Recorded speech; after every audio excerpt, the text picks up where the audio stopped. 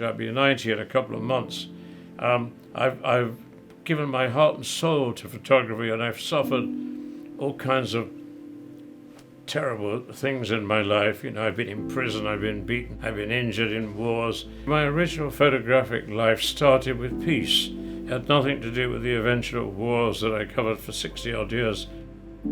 I go back to World Press Photo. In 1964, I photographed a woman whose husband was killed in a gun battle in Cyprus, which, by the way, was my first war I ever covered.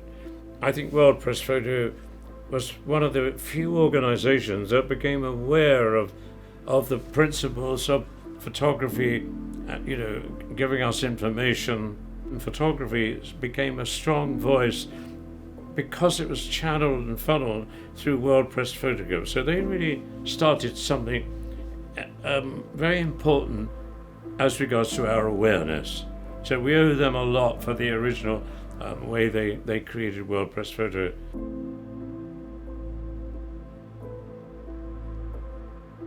Right now, photojournalism has taken a bit of a back seat.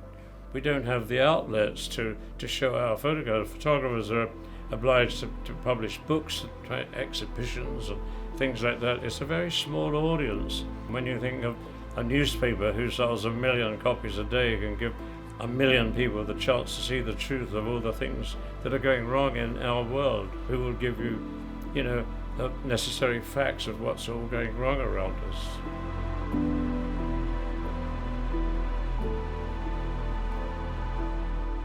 I've tried while I'm alive to show these terrible things.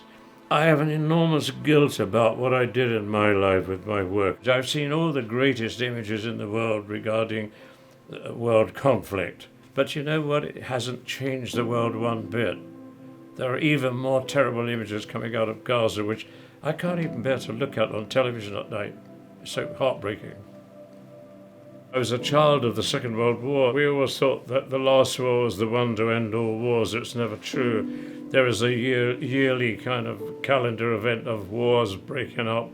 I mean, there are several wars going as you and I sit here and speak.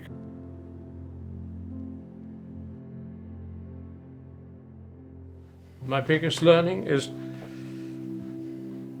the humbling that I got from looking at the tragedies that were unnecessary, that were unfolding in the world around me. It's nothing to do with photography. Let's push photography aside. It's to do with me as a human being. I operated as a human being. I understood poverty, pain, suffering. When I pressed that button on my camera, I wasn't doing it as a photographer. I was doing it as a human being.